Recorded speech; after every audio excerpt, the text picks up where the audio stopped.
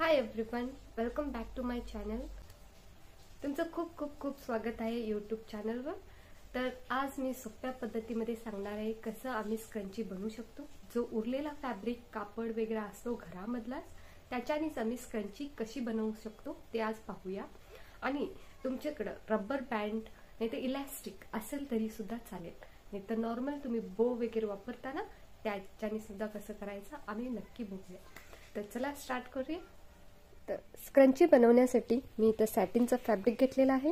हे थोडं माझ्या घरामध्ये उरलेलं होतं, तेच मी घेतलेलं आहे. तुमच्या घरी कॉटन फॅब्रिक नाही तर कोणतं सुद्धा फॅब्रिक असेल तर तुम्ही ऑफकोर्स घेऊ शकता.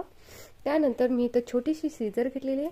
जर तुम्ही फॅब्रिक कटिंग सीझर यूज करत असाल तर वेल अँड गुड आहे. त्यानंतर इथं मी मेजरिंग टेप घेतलेला आहे. इथं सुई आणि दोरा घेतलेला आहे.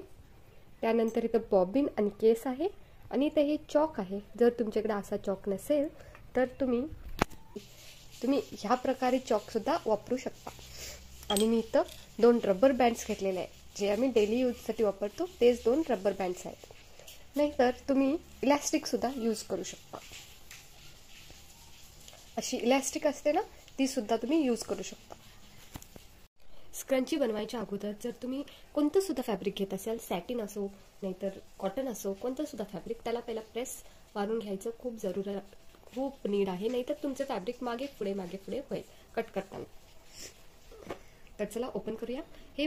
हे सुद्धा माझं फॅब्रिक उरलेलं होतं, तेच मी यूज करायला.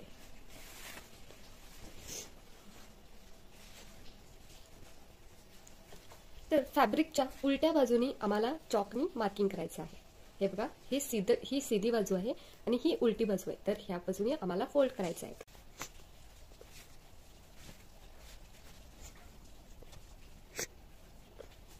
थोडं ह्या प्रकारे आम्हाला फोल्ड करून घ्यायचं आहे. मेजरिंग टेपमध्ये आम्हाला इंचेस बघायचे आहेत, सेंटीमीटर्स बघायचे नाही. ह्याला म्हणतात सेंटीमीटर्स आणि ह्याला म्हणतात इंचेस. हे 1 इंच, 2 इंच आणि हे 1.5 इंच, हे 2.5 इंच. ओके. तर आम्ही विड्थला 3 इंचेस घेणार आहे. तर आम्ही विड्थला 3 इंचेस घेणार आहे. ओके. तर मी इथं मार्किंग करते.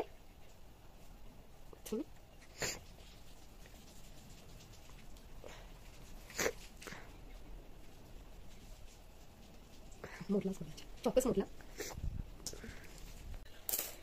तर या कत्रीने आपण कट करूया. हे बघा,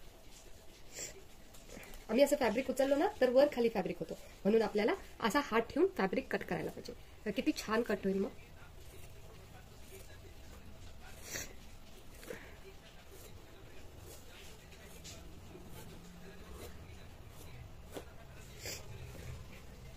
तर आपण हे सॅल्वेज आहे ना, जे हे दिसतंय ना, ह्याला सॅल्वेज म्हणतात.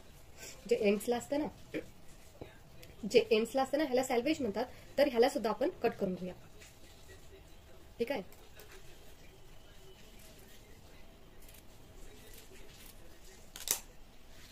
बाजू आहे आणि ही आपली उलटी बाजू आहे. तर आम्हाला सरळ बाजूला असं फोल्ड करायचं आहे आणि आपली उलटी बाजूला सरळ करून घ्यायचं आहे.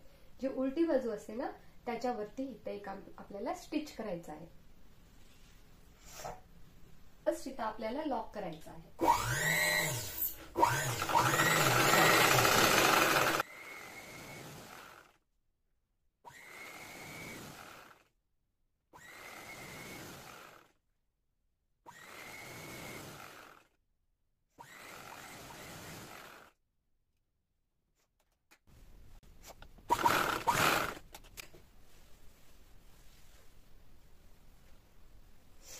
इथं असं मारून घेतलेलं आहे स्टिच. जर तुम्हाला अजून एक स्टिच पाहिजे असेल तर तुम्ही इथं अजून एक स्टिच सुद्धा मारू शकता.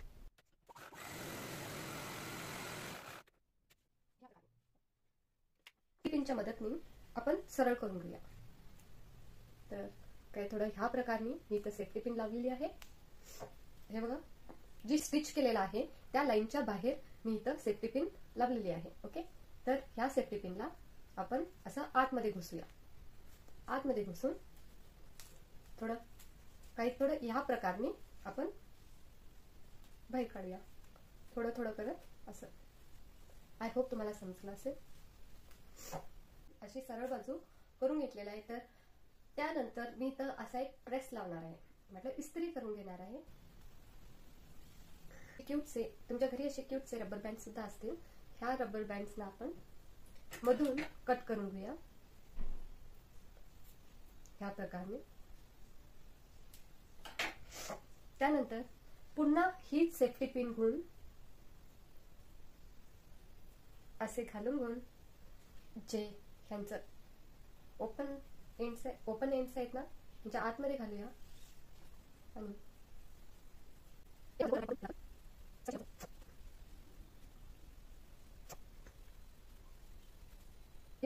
आहे हे एंड आणि हे एंड बाहेर आहे. तर आपल्याला इथं स्टिच मारून घ्यायचं आहे.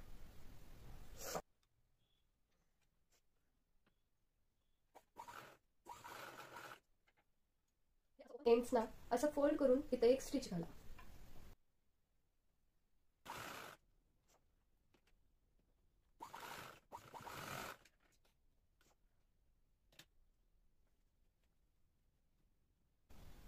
तर इथं आपली स्क्रंची बनून रेडी आहे.